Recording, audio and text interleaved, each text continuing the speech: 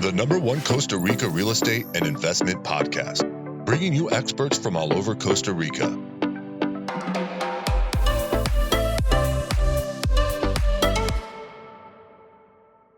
Good afternoon, guys, and welcome to episode 172 of Costa Rica Real Estate and Investments with me, your host, Richard Bexon. Today, we've got a very interesting podcast. I've been waiting a long time to get Mr. Cristian Roberts on this podcast. Cristian, if you remember, we had Barry Roberts, that's his father. But talking with Cristian Roberts is going to be very interesting. He is the president of Prime and managing partner at CREO Capital. So we're getting very sophisticated here on the podcast, guys. But he's a good friend, has a very unique understanding and viewpoint on investing and managing assets in Costa Rica, especially with a focus on responsible stewardship. So it's going to be very interesting talking to him, getting his advice, his opinion of kind of what's going on, what he thinks that where the opportunities are in Costa Rica, and what the future looks like for Costa Rica as well. So yeah, it's going to be very, very interesting. Remember, if you want to reach out to us, you can do for anything in Costa Rica, guys. info@investingcostarrica.com. That's info@investingcostarrica.com. I know quite a few have been actually reaching out to us, being like, okay, Rich, I'm ready to do something now in Costa Rica. Can I have my 15 minutes? So yeah, and then we end up actually kind of working with a lot of you. So, we do a lot of stuff, project manage, builds, help you kind of find the right bits of land, really anything in Costa Rica if we're the right fit for you. If we're not, then we'll refer you to someone that can help you. But I think that anyone that has worked with us knows that we're not just trying to sell you stuff. If we can't help you, we'll let you know. If we think that we can, we'll explain kind of how we can, and hopefully you'll see the value in it, and you can join us on this crazy journey here in Costa Rica. So remember, info@investingcostarrica.com. But let's get straight into the podcast. Good afternoon, Cristian. How are you doing? Hey, Richard. Doing well. Thank you. Great to be here. No, not at all. Again, it's an absolute honor to get you on here. I think you have a very unique viewpoint into Costa Rica. You're a part of this machine, a large cog, as I like to say, of this machine of Costa Rica. So it's going to be great to get your viewpoint on this, and really, give some people, the listeners, a little bit of advice out there from from your perspective. But I mean, the first question I love to ask, Cristian, is, you spend a lot of time kind of bouncing through Latin America and also North America as well, especially recently. But with real estate in, North America on, somewhat of a downward trend, what are you seeing happening here in Costa Rica? So first of all, again, thank you for having me, Richard. It's a pleasure to be here. And I've ever since the first couple of podcasts, I've been listening to the podcast. I really enjoy it. And yeah, I've learned quite a bit from it, actually. It's been fun. So I'm really, really happy and humbled to be here with you. I guess, and this is generally what I've been hearing and my thoughts on what the crowd in the States might be seeing in Costa Rica vis-a-vis what they are seeing locally. I think there's two things. One, we are a lot less volatile. Okay, we have a lot less volume. Therefore, we're a lot less volatile. We are lagging in terms of when things happen in the US. We have certain time behind that to actually see it happen here. And what that does is it kind of just puts things in a little bit of a slower motion. So I think that makes people feel a little bit more in control in general. Second, I think we're a lot less tied into the debt world the US is right now. So that's also something that gives them probably a little bit more of a slower view on things. And with slower, don't necessarily mean bad. But the reality is that in Costa Rica, there's different phrases that I've heard recently that I think sum it up well. I was in a conversation with an important developer that's doing big projects in Costa Rica, and he was telling me, listen, to me, Costa Rica is like Hawaii 30 years ago. So the way I see opportunity is by just going back in time to what I saw in Hawaii 30 years ago, and it's been a phenomenal track, and we've been able to really accomplish a lot of things. And I think that's what Costa Rica is representing today. It's one of those markets that gives you what the market is asking for. I know that sounds redundant, but it really is. It gives you nature, it gives you people, it gives you spaces for individuals, for families. It's completely new. I mean, if you discuss this, people here think that Costa Rica is a really mature market. We are nothing. I mean, we are small by any means. I mean, when you look at places like Cancun, Cancun has 18, 20 million visitors, just Cancun, and that is a mature market. That is a big market. We're very small.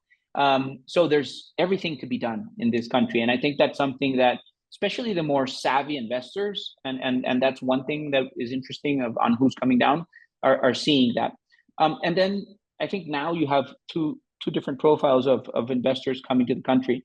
If you go back to the global financial crisis, when that hit, I think at that time, a lot of the investor base coming from outside was more opportunistic, looking at, hey, how can I come in, buy a lot of land, develop this? And a lot of them were probably in their 60s and things like that. They had been accomplished developers mainly in the States. And then they found that, it's not the same thing, right? And then the global financial crisis hit. We're going to sell to 0.5% of the baby boomers strategy, fell through the cracks. And that kind of stopped for 10 years. Then if you fast forward to 2018, pretty much nothing happened during that decade. Then we started building. And what has happened with the pandemic is that the profile of consumer completely changed. So what the country has today is that you have a lot of more patient capital coming in with a longer view, with a longer term view. And I think that's what Costa Rica gives. Costa Rica gives you stability going back, stability projected, obviously. It gives you a phenomenal basis when you look at what we've been doing from a natural asset perspective. That's really important, duplicating rainforest coverage, all of the different initiatives that have been recently recognized for the country around the world, education, just the structure in itself. And like my dad likes to say, Costa Rica is, a overnight success, 50 years in the making, right? Yep. And I think that's what's really cool. When you start peeling the layers of what the Costa Rica opportunity really represents, you find there's multiple destinations across the country that have slowly been maturing to be able to cater to tourists. You'll have fiber optic, you'll have, good access to redundancy in electricity. You'll have, you can fly anywhere fairly easily. You'll have schools. So now when you go to Nosara, when you go to Santa Teresa, when you go to Guanacaste, there'll be schools where you could put your kids in, American schools, English format schools. I mean, there's a different offering that actually says, hey, you're welcome here, you can come and you can actually live here and bring your family. And I think that's a longer term view than just a 2-month, 3-month place to stay over the winter or things like that. So I think that that's something that people are seeing here. We're still a lot cheaper than doing business in the States in general. There's obviously two markets. When you're looking at markets like Papagayo in that area, Las Catalinas, Zapotal, Discovery Land, and all those markets, those guys are hitting, $20,000 a square meter, $25,000 a square meter. Insane. Consistently, hitting those prices, and you're well above, 1,500 square foot in general in those areas. That's one reality. And that I think that's a Costa Rica that we didn't have before the pandemic that has now positioned and is staying. That's a new reality. I think today, when a person in London or New York or something, where am I going to buy a second home, or where am I going to buy a vacation home? Costa Rica is there, right next to any other of the top 25, global residential markets. And I think that's important. And then you have the rest of the country, and it's more that upper upscale segment that has been developing over time. I think that one's stable. You see our numbers have been stable. We've bounced back, fairly well from the pandemic. Still, there's a lot of people, hurt from the pandemic, but in general, the numbers, and we're performing well. And then in addition to that, takeaway tourism, takeaway real estate, we are the country with the highest foreign direct investment per capita in the world. Okay, so when you look at that, people feel comfortable. If it's good enough for Intel, if it's good enough for all these medical devices, if it's good enough for all these technology companies, if it's good enough so that the U.S. actually signs the CHIP Act with Costa Rica, to make this a hub for chip making over the next years, the things like that, it just creates a lot of confidence. And I think that's what the country has been, really representing over the last, decade or so, but especially after the pandemic, it's become very relevant. I mean, that may be the best summary I think I've had on the podcast, Cristian, over 171 episodes. So thank you for that bit. I mean, it's just again, this is why I've always wanted to get you on, just because your viewpoint is very wide and also very deep. And, I always say, I mean, like, look, we're just getting started here in Costa Rica. We really are. And people are like, wow, it's kind of expensive. And I'm like, what, compared to Mexico and Hawaii, it's not expensive. I mean, there are hotels there that charge a lot more than we do, and restaurants that charge a lot more. Okay, Costa Rica is not cheap compared to Dominican Republic or Mexico or maybe some other Latin American countries. But, I mean, as you said there, we have stability, it's safe, like it's a great place to come on vacation. Yeah, it's not the cheapest, but also I think value for money from his experience has to be up in one of the top locations in the world. 100%. And I think our value proposition has really improved as well. And money is the scariest thing out there, right? So nobody's dumb. Nobody comes in and pays $10 million or $15 million because it's a dumb thing to do. They'll run. They'll take the money elsewhere. So I think that the reason that's happening is because Costa Rica's value proposition is a lot better. How is it a lot better? Now you have a very high-end market that is pulling everything up. And that's the impact that Four Seasons had back in the day. Yep. It was the first thing that happened, boom, everything went up. Indifferent of where it was, just because the positioning went up. And now you have, brands like Waldorf Astoria under construction, Ritz-Carlton under construction, One and Only hopefully will, be under construction sometime soon. Six Senses has been around, Aman has been around, and there's been talks. And there's these brands, every time that one of those brands comes to the market, it just lifts the country up, and it gives us what I like to say, 1.5 years or 2 years of additional runway, right? Yep. Because whatever they're going to do when they launch is going to trickle. We're so small, going back to that point, it's going to trickle down and affect the entire country. So I think that that's great. But the value proposition I was referring to as well is that from a real estate perspective, indifferent of pricing, forget about real estate. Why have companies like Intel and all these companies come in the past? The real estate, it's not because it's the cheapest. If you go to the office market, our office market is not that different from Houston or not that different from Austin. The prices are not that off, okay? But the advantages are in the tax incentives. The advantages are in the staffing, in the quality of the staffing, and the value that you get from the people. And I think when you now take that into the real estate and hospitality world, same thing. Your bang for your buck here is that you're coming in and you're getting really authentic experiences in the different places that you go. You have digital nomads, you have different types of short-term residential benefits or longer-term residential benefits, where just by not paying your residence tax in the state wherever you're from, by moving your residence here, that's a ton of money, especially for a certain segment. And then in addition to that, what you're able to deliver is a real remote destination that services all of your basic needs in a very good way. So going back to infrastructure, you can be in Nosara, you can be in Santa Teresa, you can be in Monteverde, you can work out of your hotel, you can work out of your house, your kids can go to school, you have a very interesting community. The pandemic was phenomenal for our gastronomic offering because you have a bunch of chefs that couldn't go back to Europe or couldn't go anywhere else. Yep. But Costa Rica and Mexico were open. They came here. They loved it. Then they started seeing a lot of high net worths and people around them that were willing to pay for good food. Well, why not set up shop here? They're probably making more money.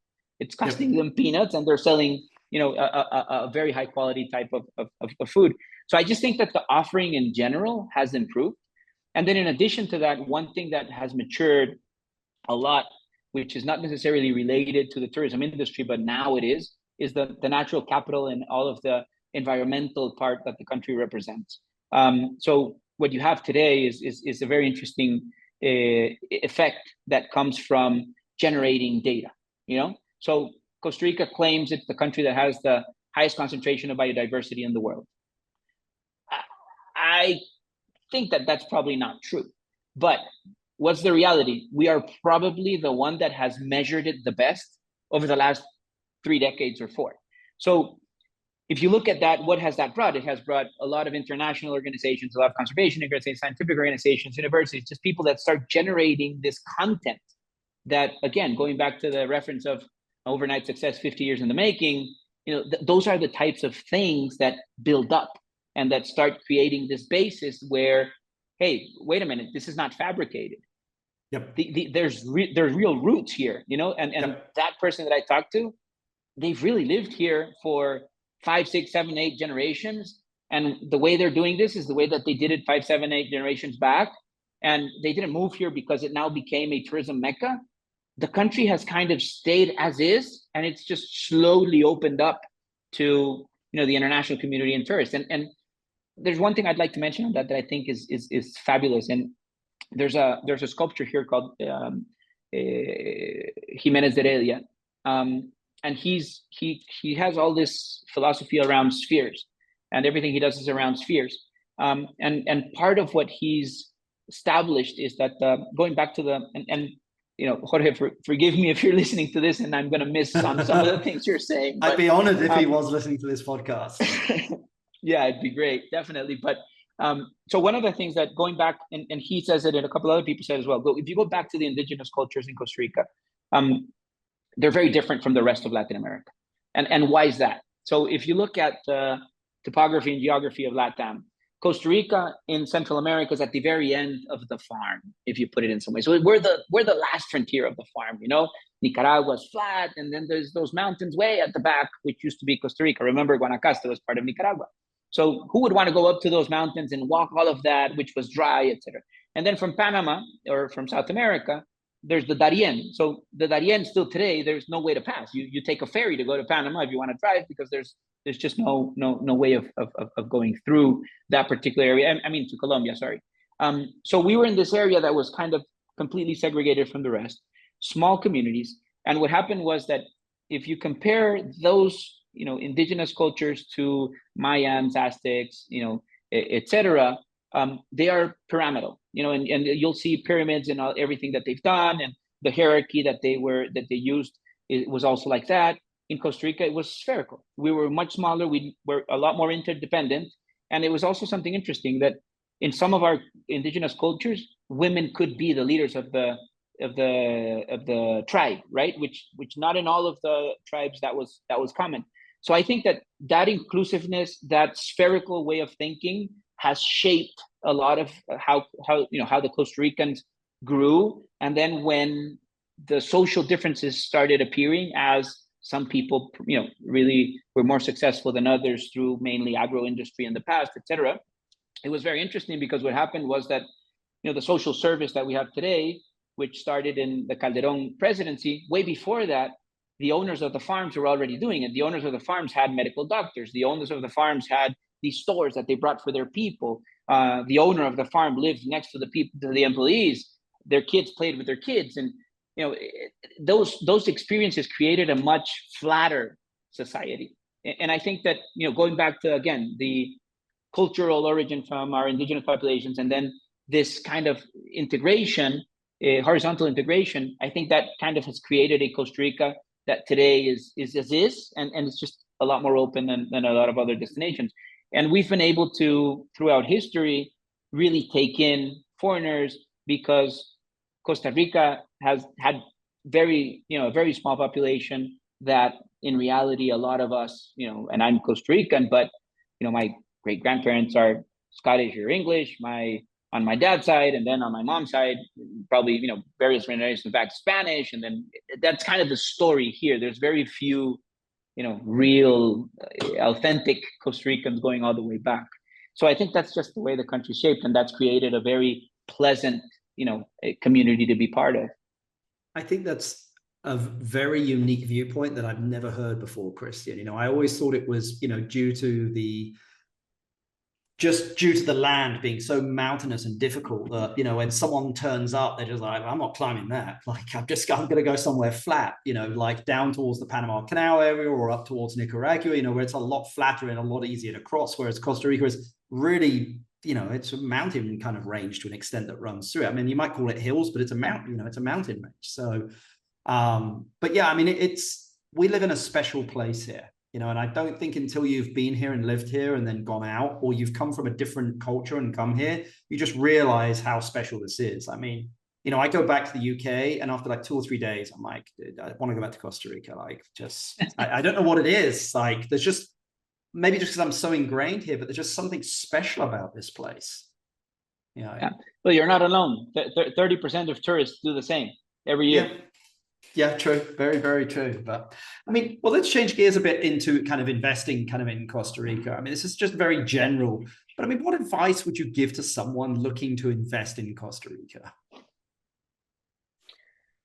Okay, so just defining invest. I'm assuming we're looking for the business opportunity, the type of that type of investment vis-a-vis owning a house, right? So if we're looking at that, I think there's several things you need to take into account. I mean, again, this is a small market. A lot of things are in incipient stages, both from the market perspective, the depthness of the market, the sophistication of the market. So just have to be realistic of where you're going to do business. Now, having said that, that's also where the big opportunities are. If you're going to come and invest in Costa Rica, the way I would focus on this is, really try to analyze the country from a gap analysis perspective. What is happening today, and what needs to happen for this to be a better place? Can I really bring that value? Because that's the other thing. Not everybody's made for these markets that are slower.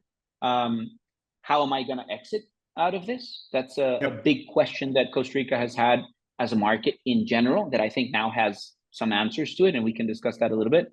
How am I going to fund this? The banking system is not necessarily the most open banking system for foreigners. Actually, quite the contrary. Although I have to say there are several banks really, really doing a very good job in opening up to some of the expat community here and foreign investors, and figuring out how to fund them.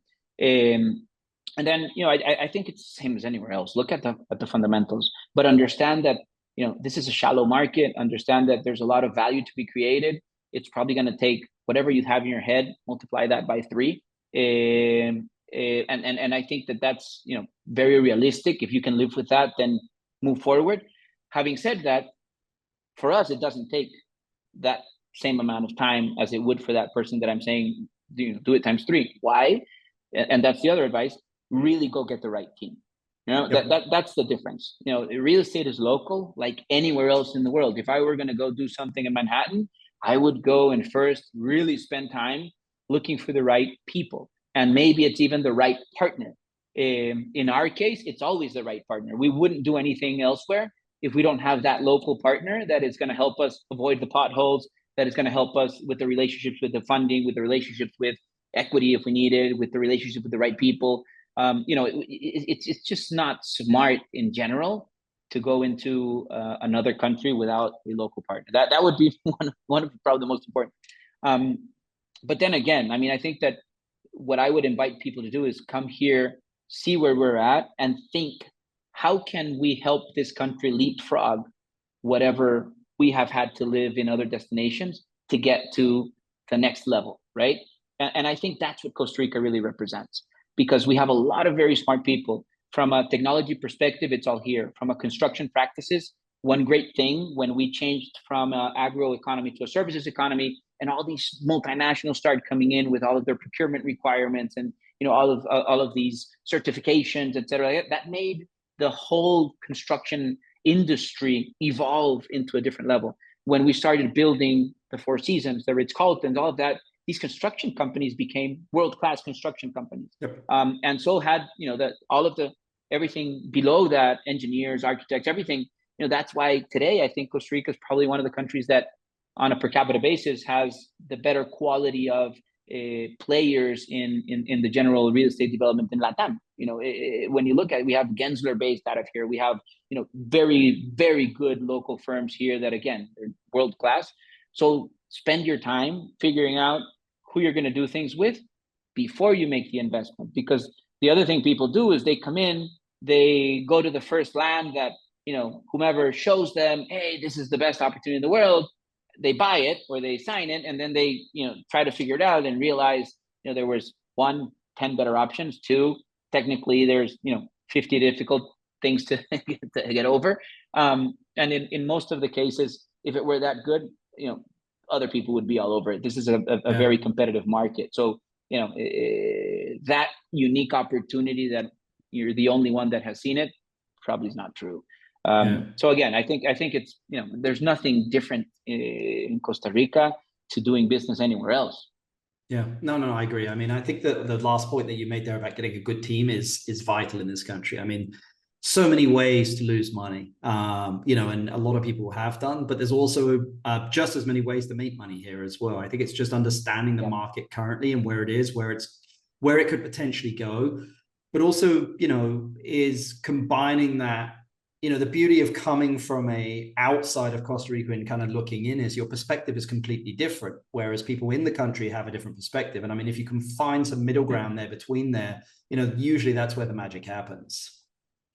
100%. Look at our destinations. I mean, look at Nosara, look at Santa Teresa. Who created those markets? It was not locals. It was a combination of a lot of foreigners with, yes, maybe some locals. They also saw the opportunity, but it was mainly people that came with the aligned vision, with the right mindset, with the entrepreneurial, capabilities, and said, "Hey, I want to make this place special. I want to make this different." And then they started bringing aligned people, and then organically, it really started growing. And so I think that's a great example, because, one thing I would say is that if you look at any project with a mid to long-term view, again, going back to what we were discussing earlier, you approach it completely different. You really start thinking, how can I create value today? How can I generate momentum? How can I bring people to generate momentum beside me? And that's when you really start creating value and also being able to capture the opportunities, because literally in these locations, in some cases there's close to nothing. And so how do you gain traction? So if you do it yourself, perfect. Like, you can do it in Papagayo, but it's going to cost you $200 million just to get off the ground. That's not, realistic for a lot of people. But if you're looking to, invest $2 million, and do things like that, then you definitely have to get involved in, okay, how am I going to generate the momentum around me? And I think that's, I'm very, very grateful to all the foreigners that have come and invested in the country. They've really become, a heart and lung for the development of especially the rural areas of Costa Rica. And it's really seeing the opportunity, understanding, who do you need to bring alongside you, and how can I start consolidating that? But think of it 10 years. What's the problem with thinking about it in 10 years? That normally you can only measure the next 3, right? So going, maybe back to the advice, the other thing is I would try to think of any project as a minimum of a 10-year project, and then divide that in 3 phases of 3 years, and identify how can you add value every 3 years. Okay. That to me is key. How can I, once I did the first phase, how can I really do a second phase that is not just more product? How can I do a second phase that really improves the lives of the people that are already there and the community, and then also adds value? And if it's, big enough tracks, then you can think of a second hotel or, something else, things like that. But if not, how can I really create value over time? And a lot of that is programming. And Costa Rica is all about programming. The great thing you have in Costa Rica is that what people value the most is not the hardware, it's the software. And that's what people value the most. When people leave at the airport and they do the exit polls, the number one thing they always say is, what did you like the most? The people. That's free. Okay. The people are already here. They're already around your project. That one's free. Okay. The other thing, nature, that's also free. Just don't cut it. Don't screw it. Don't screw with it. Just try to be an enabler of that, interaction with nature. And I think that's the beauty of Costa Rica, that, it's such a dense, a dense country in such a small area. And, we have 400 plus microclimates. You can literally move 5 minutes from one place. It's a completely different biosphere, things like that. So what that allows is really just get creative on how you can, create these experiences and take advantage of that is there, but think of it in a phased manner, and I think that's something that is important. But again, going back to your point, in terms of, how to really take advantage of these opportunities here and how to create value. I think it's that mix of coming with a different view and a perspective on life that Costa Rica enables people to see as a blank canvas, and really gives a lot of free tools for people to play around with. So I heard this the other day, which I thought was amazing to hear. Costa Rica is like going into an open source where everything there is and everything's That's free. great. Yeah. And that was really cool. And I think it's not far off from the reality. Yeah, I mean, look, the canvas that's painted for Costa Rica is pretty beautiful. You just need to do a couple of touch-ups on it, and you've got a masterpiece there. Okay. I mean, I think we've covered quite a bit of stuff there kind of on Costa Rica. And the viewpoint is, again, it's valid, it's very unique, and I think the listeners are going to be loving this. I mean, your day job, Cristian, Prime, CREO Capital, give the listeners here an idea of kind of what you guys do and, how you guys potentially add value. Well, not potentially, but how you add value. Well, let's keep it in potentially. So just very, very quickly, I don't want to take up too much time on this. So from our side, Prime is the result of a vision that started in 2007. I come from an investment banking background and a legal background. And I started seeing a lot of M&A transactions where back in the end of the 90s, early 2000s, real estate would move from one side of a transaction to the other at book value. And it didn't make sense. And that was just a very basic question. Why is this, factory or building or whatever not priced beyond whatever it's in books? Because when you value a company, you do it for, multiple on sales, multiple on EBITDA, multiple on whatever. And back in that day, since there weren't that many tools or information, it's just, okay, whatever the books say and whatever you have in guarantees with the banks, let's leave it there. So that really started a mental process where I said, okay, I want to understand this a little bit better. And we ran, I was in New York visiting some friends, and they were having a conversation in Colombia where Bob White, who's the founder of CREO Capital Analytics, was giving a speech. And it was interesting because he was talking about how he, being a partner in Goldman Sachs, stepped down because he was seeing and started RCA because he was seeing all these opportunities around valuing real estate, understanding the transactions, and the REITs were really taking off and a lot of things. And he created this company to do that. So, I contacted him. I was 27 years old and told him, listen, it was actually Joe Manina, who's one of his partners there that I started the conversation with, and said, I really, I'm working out of Costa Rica. I'm going to build this company. We want to be sophisticated and data driven. There's no data here in the market. So can you give me access to your tools? And, we'll give you whatever we come up with. I'm sure you're not going to get a lot of clients from Costa Rica, but it's going to look sexy on your map to have data coming from this part of the world. I think it probably made, they appreciated the contact, and we created a data sharing relationship that was solid for over a decade. I think we got the better part of it, because what it did, it gave us tools to understand real estate. And so through the tools and the data that they gave us, we were able to then, go and look back and say, okay, this is where cap rates should have been historically for the past 10 years. This is how that correlated to, in the case of the offices, to the services GDP. This is how that correlated to just general economic growth, population growth, etc. So it started giving us tools to kind of be able to extrapolate from macroeconomic indicators that were very predictable and kind of say, this is what the behavior should be, right? So it gave us a little bit of forward-looking capabilities.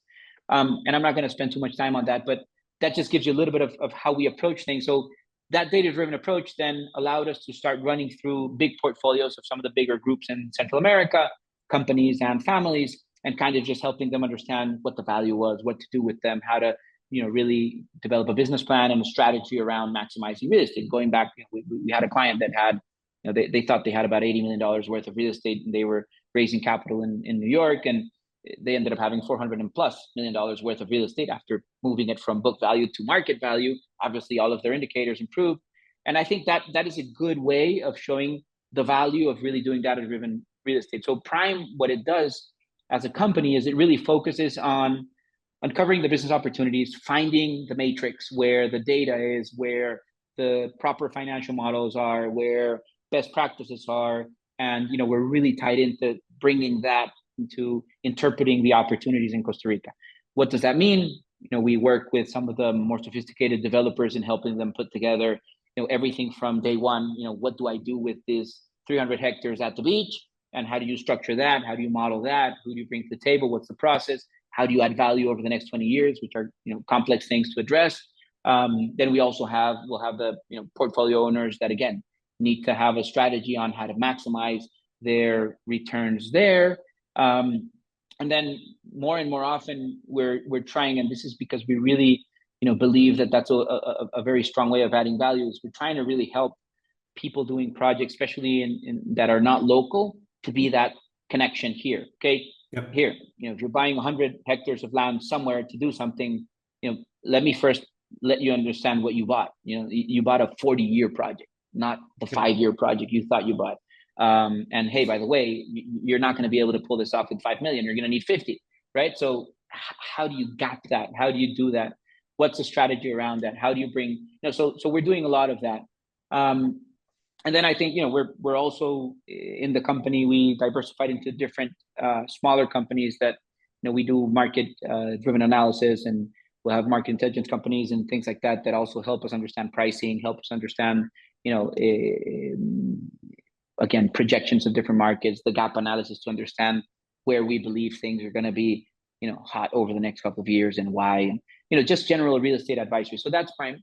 And then on the CREO Capital side, back in 2017, 10 years into our company, we went through a process where, where can we really add value?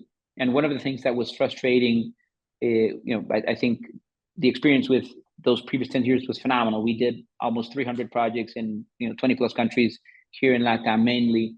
It was really great. We had the advantage of learning with other people's money, right? And we saw a lot of things not to do, and a lot of people that were very successful, and that was really fun. But then we said, one thing that we're really not getting out of this is that our vision, we're sacrificing our impact vision. We're sacrificing, what we really want to do for our region. So CREO Capital, which is the name of our private equity arm, is CREO from the verb believe in Spanish, creo. And it's called CREO because we believe in the capacities and in the possibilities that Costa Rica can really bring as a canvas.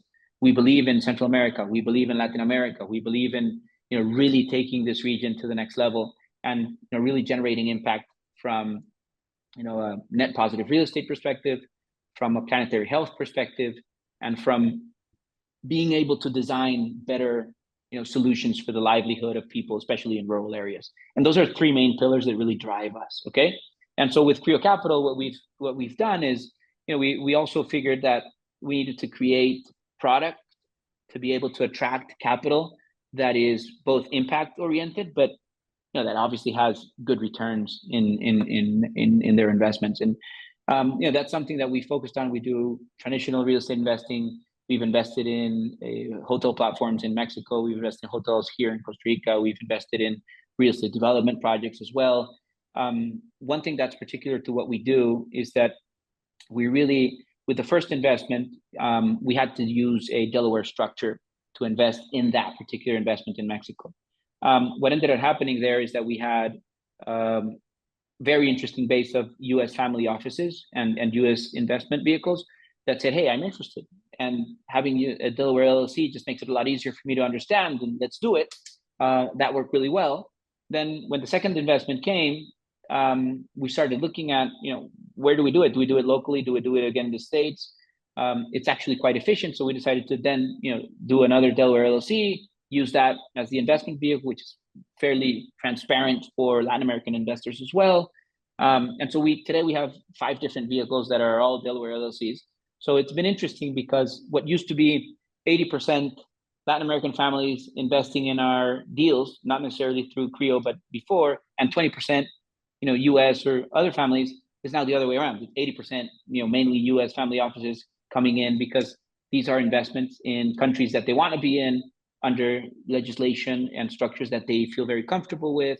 And so I think that, what we've found is that combination of having purpose and values at the core of what we're doing it well, very sophisticated lawyers in the States, accountants in New York, structures in Delaware, and doing it, by the book is the right way of helping create access to product in our markets that really can make a difference. And that's why I was saying earlier that I'm really thankful for the people that have invested in this market, because it's really what changes and moves the needle for us. And so from that perspective, CREO Capital is continuously looking at what are the opportunities, where can we really go in with that mid to long-term view, but with the short-term cycle capacity, the cash cycle capacity. So most of our deals are a combination of, I'd say half of them are 5 8-year holds, the other half are 3 5-year holds with maximum distribution policy. So basically what that does is it allows you to diversify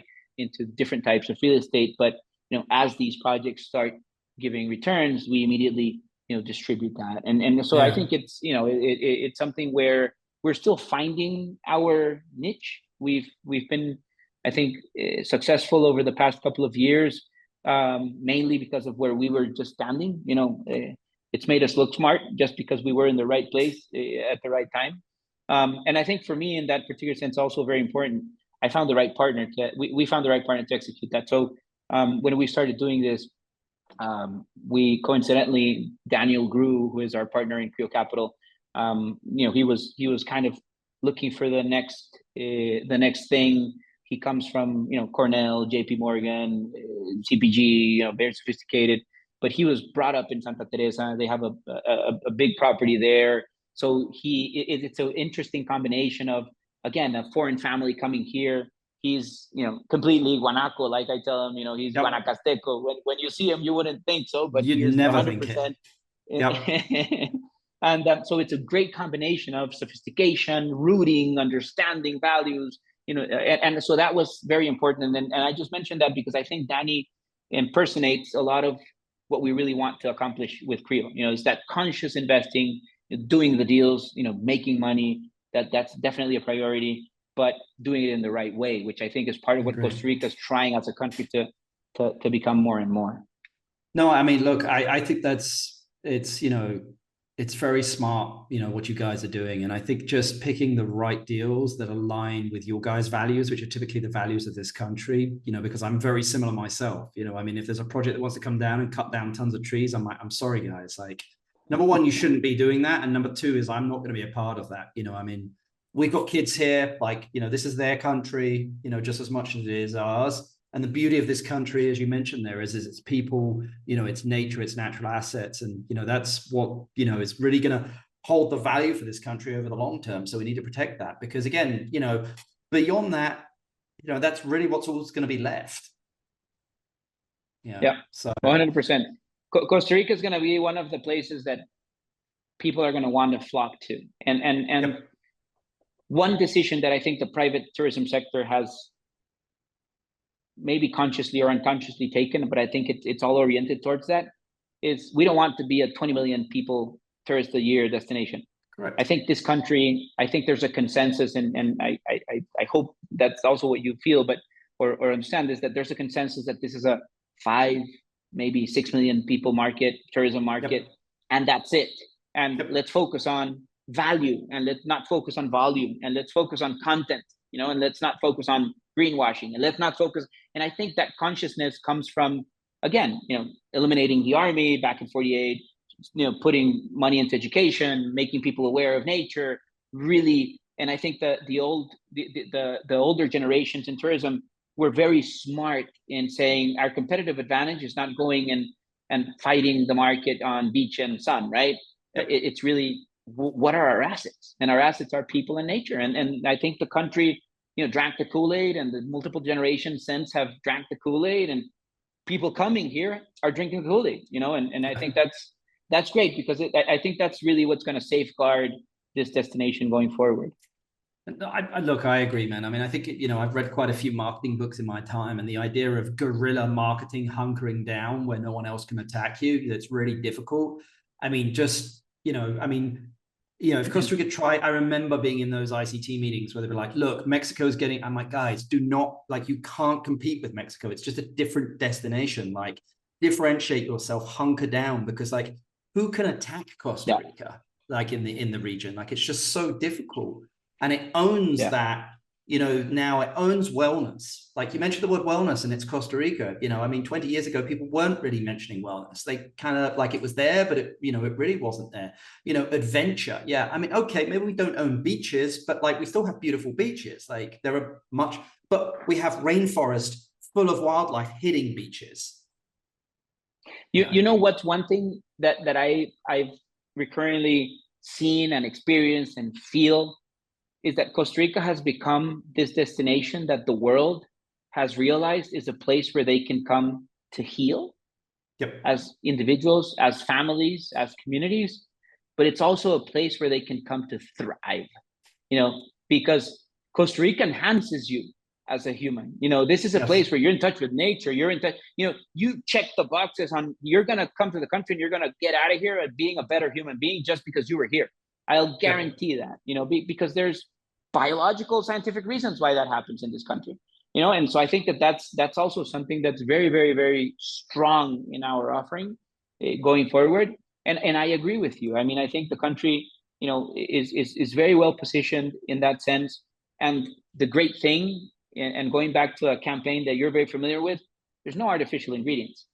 That's the great thing. We should have always kept that, man. I love that. Like, or we should have just gone with like 100% organic or something that we should have stuck with that, because I just thought it was great. I mean, no artificial ingredients. The timing was perfect for it. And that's what Costa Rica is. No artificial ingredients. It's just raw and authentic and real. Yeah. 100%. But I do think the new strategy on essential is also true. I mean, going back to healing and thriving, okay, this is an essential place of the world where you need to come if you just want to be better. This is a cool place to be in. I'm so happy that I was born here. I mean, I'm happy that now I've been nearly most of my adult life here. My kids were born here.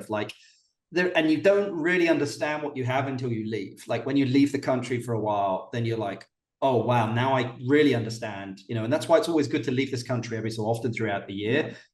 Just to appreciate that. But we chatted earlier, about you've mentioned there's some kind of up and coming destinations. I mean, a lot of people listening to the podcast are looking to invest in Costa Rica. It could be buying real estate, it could just be land banking, it could be investing in a business. But I mean, where do you think, with a bit of a 5-year outlook here, people should be looking at in this country, and why? Okay, I mean, I think that's a tough question. Wish I knew, but I'll give you my best guesses. So, I think that, as I was mentioning earlier, everything that's happening in Papagayo and that area is just going to keep consolidating the country from the high-end market, and it's generating runway, for the next 5-7 years that, I think is going to be very healthy for the country in general, and especially for the residential market, because what happened in Costa Rica from 2008 to 2018 is nothing. So when we started in 2019 building, then the pandemic came. So we have this huge amount of people trying to buy product that we didn't build for 12 years, right? So, the demand for product here is huge. There's no inventory. And I think that those projects are just going to keep pushing and pushing the market and sustaining the market. So I think I just say that because I think things that you start doing today are going to run into a good positive 5 years, maybe 7 years with what's done today. And hopefully, there's things that could screw things up, but, hopefully nothing of that happens. Having said that, I think that the areas that to me are consolidating more and more, just because I'm seeing a lot more traffic towards them. People are spending a lot more time. I think La Fortuna, and the Arenal area, that's an area that will definitely be, in my opinion, the next Nosara of Costa Rica. And Ubud in Indonesia. It reminds me of Ubud in Indonesia.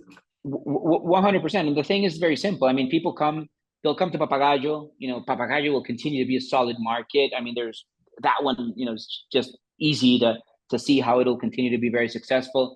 I think there's projects coming online that are going to really strengthen a little bit below those ultra high net worth and high net worth markets that are going to strengthen the offering and the community there. But what's happening is that Costa Rica really focused a lot more on the beach than on the mountains.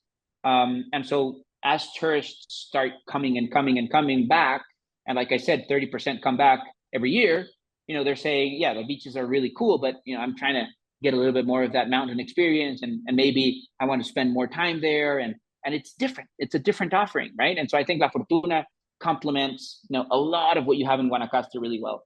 So I think that area is definitely going to be a solid market for the next 5-7 years, and then probably will continue to do so. It has a lot of offering already, and I think it's just going to continue to strengthen. The other areas that I think are going to make a lot of sense are the northern volcanic areas, those that are within an hour of Liberia. That experience, that volcanic experience, that more again mountain, more hacienda type of experience in Costa Rica, we really don't have that. And I think that all of that area of the Guanacaste Dry Forest Conservation Fund, Área de Conservación Guanacaste, they're really unique. They're phenomenal in biodiversity and just the general experiences. And then you have all these little cute towns, and I think that's a destination. Again, proximity to the airport, proximity to the papagayos and the different big markets. That'll make sense. I think closing the gap between Santa Teresa and Nosara and Tamarindo, you'll have places like Marbella, for example. Yep. to just name one. I think that's a very interesting location. I mean, you'll have different coves, different beaches. It's very beautiful as a small town. It's really close to Hacienda Pinilla. It's also really close to Nosara. So those places that kind of fill that gap between some of the destinations that have now matured and I think are at a more mature level, and maybe for some people, they're looking for something greener, for something more in its initial stages. Those are destinations that really have a lot to offer. I think the areas around Camaronal, Punta Islita, where you now have a lot more offerings, services, things like that, proximity to Carrillo, Samara, those areas that give you content, give you services. Key things there, again, fiber optic, internet, schools. Those are the things that I would really look for. Where are the schools really coming up? And if not, how can I bring them to these locations? Those are going to be big drivers. And then so I think Guanacaste, definitely that area in between the bigger markets. But I do think out of those, the Punta Islitas area and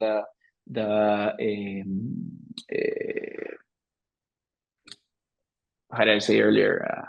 Marbella area are really some of the ones that will probably captivate a lot of growth. And then if you go a little bit more inland or to the Central Pacific, I think what you're seeing more and more in Dominical, that area is going to continue to do well. I think probably what needs to happen in Dominical is more hospitality. You have a lot of resi. It's a great resi market, but there's really not that much offering from a hospitality perspective. So I think that could be a differentiating factor there that could be interesting.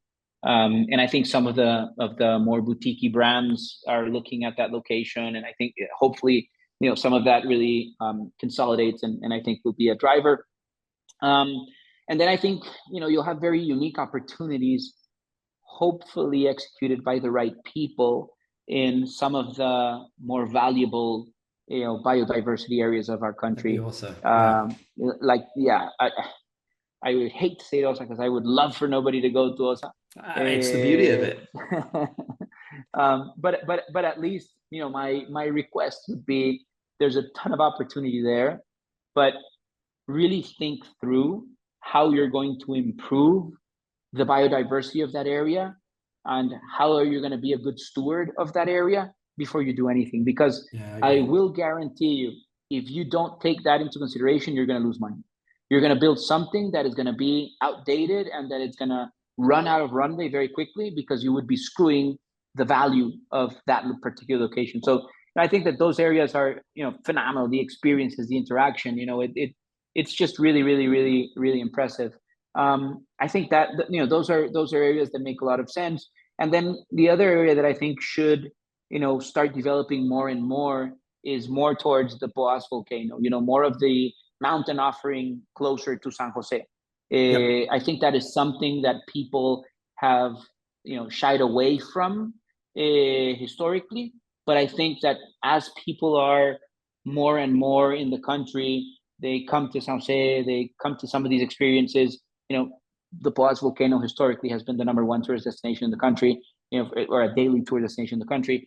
These are amazing places that are still untouched, right? And I think that experience that can give you the combination of mountain, rivers, waterfalls, volcanoes, plus San Jose itself. I think there's something to be discovered here, and I think that combination is probably the right way of exploring San Jose. Well, there's some great areas there, I know. Cristian. I mean, I look, I'd love to in 5 years get back on the podcast and see what happened in those areas with you. But I agree. Look, I agree with all of them. I mean, they continue to do well. The infrastructure is great in the areas. As you mentioned, there's schooling is starting to come. Great restaurants, hotels are starting to develop in those areas, in more of a boutique style fashion rather than larger ones, but sometimes it needs that linchpin larger property, that really pulls in and markets that area as well, because it's not easy to create a market, in create a location. But no, I mean, and again, I think it was very general, but the real thing is, if you look at Costa Rica, think of the customer journey. People are coming 13.7 days on average. We're the second longest stay in the world after New Zealand. And people are visiting on average 3 locations. Okay. So what's the customer journey? Where are they going? They're not doing 3 beaches. They're not doing 3 doing 3 beaches. And they're not doing 3, exactly, similar offerings, even if they're in different locations. So they want to have the interaction with the people. They want to have the interaction with the mountain, with the animals, with the beach, with what. So there's just a lot of things around there. There's also opportunity in building, more permanent communities in a lot of these areas, intentional communities. I think there's a big opportunity there. And obviously, that's something you're one of the renowned experts on. All of the short-term rental and mid-term rental market is huge and growing. So other than geographies, there's also product types and asset types that, there's just big opportunities there in professionalizing things that have grown organically into, much better run businesses. I think there's great opportunity around projects or places like Las Catalinas, and places like that. You have Zapotal creating a ton of value. You have, Las Catalinas consolidating a very beautiful community, great experience, very unique, very different. So there's, I think Costa Rica just, sorry for the broad answer, but there's just so many opportunities I see. And I see, again, going back to, this is a very, very incipient market. Yes. That, when you look forward, there's so much to do. I mean, you just have to be smart about it. Look at when your dad got here to where it is today. I mean, when we're your father's age and we'll look back, we'll go, wow, I can't believe it got here. But yeah, it's going to be beautiful, because, I don't think Costa Rica will let it be done any other way. The people won't let it be done. And I don't think the government will let it be done either any other way. So, well, Cristian, my last question for you. I don't think the market wants go ahead. Yeah, please go ahead. No, I don't think I don't think the market wants to. Yeah. No, I agree. Well, my last question for you is, I've kept you long enough here. This has been great. If you inherited $500,000, Cristian, and had to invest it into a business or real estate in Costa Rica, what would you invest it in and why? After giving 20 answers to where do I see a good investment opportunity for the next 5 years, that's a tough one. Go ahead. Somebody asked me that question the other day. it was actually a client was like, well, Rich, you always ask people, what would you do? And I was like, you know what I would do? I would go to areas like Santa Teresa, Nosada, like these high demand areas where there are no long-term rentals, where locals and staff need accommodations. And I would build affordable homes, like tiny style, like tiny, not tiny homes, but like comfortable homes that are prefab orientated homes where you could just wheel them in, put them on the land, put a pool that like managers could move in with families, people could move in, and just regular people could just move in. Yeah. No, 100%. So that's a good answer, and actually I think that's one of the big opportunities. And really, again, when you do that gap analysis and in any market or community, you can't just do, using an urban example, you can't just build offices. You need to build residential, you need to build commercial, you need to build infrastructure, schools, whatever. So I think there's a huge gap in many of these markets in products like that, and the displacement that has been generated in some of these locations and things like that, I think needs to be solved, and there's a big opportunity there, definitely. One of the areas, for me, that really makes a lot of sense is trying to build communities that set the example. So if I had $500,000 to invest, and this is probably contrary to what I do, but I would probably invest in land in the secondary markets around, some of these broader markets. The reason is that I do think that from a macro perspective, given the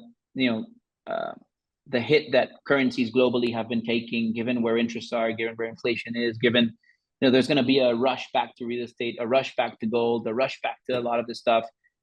Today, when investors in Latin America say, hey, I'm geopolitically a little bit scared of some of my countries in the South, I want to go to the US. Oh, maybe I don't want to touch that. Let's see what happens with that, almost $2 trillion of debt and what's going to happen there. Yeah. So I'm going to look at Europe, and then, hey, there's a war here, and then there's a war there. And so I think people today, and will probably continue to be that way over the next couple of years, are probably going to start looking at real estate more and more as a valuable, portfolio component, and that's probably going to grow. So for me, just having the capacity to buy something cheap in a secondary market to one of those more consolidated markets will allow me to have the time to have, an appraisal of that, a uplift in the value of that land, just because I think naturally it's going to happen around an ecosystem like Nosara or even Papagayo or any of those areas. It's going to allow me to ride that wave where real estate as an asset class is going to also have a premium, and allow me to understand where things are going to fall a little bit better, because I do think that there's a lot of opportunity, but there's also timing for that opportunity. So we're very slow actually. So at CREO Capital, we normally do one investment a year, maybe two, and that's it, because we're very slow at making up our mind and going through the process and understanding that. So, I'm not one normally to take $500,000 and just shove it into a project because I think there's an immediate opportunity. I look for those opportunities where I think value is going to be created organically, and that gives me time to ride that up, but also then, be able to really be spot on where to add value. So yeah, probably not the answer I would have thought of until I yeah. That's why I love to answer. I love to ask it, just because sometimes just the variety of different answers we get is great. And there's a lot of people out there looking to, a lot of people, I spoke to clients just before this who were like, look, Rich, we're, nearly, 100% invested into stocks, into the stock market in the US. And, we want to diversify a little bit out of that and out of the country a little bit. And I'm seeing more and more of that and having more and more of those conversations, and yeah. Costa Rica, there's a lot of that to diversify in. So yeah. Well, Cristian, there's a lot of that. Yeah, I just, again, I think we've taken up this. You have done the longest podcast, which is great, but it's been amazing getting all this information out there, because I know that people, are always looking for this. No, don't apologize. This is great. I think it's a very unique perspective that you speak to a lot of people. You're a lot of conventions, so it's just these viewpoints kind of coming all together. I think it's just, it's a very informative viewpoint that you have. So I just want to say thank you very much for coming on the podcast. It's been great. And I'd love to get you on again at some point in the future. Well, coming from you, again, I'm very honored and humbled by your words. Again, I think what you're doing through this podcast is really powerful, helping people come and make a difference and be successful in making a difference in Costa Rica, then going out and doing it yourself as well.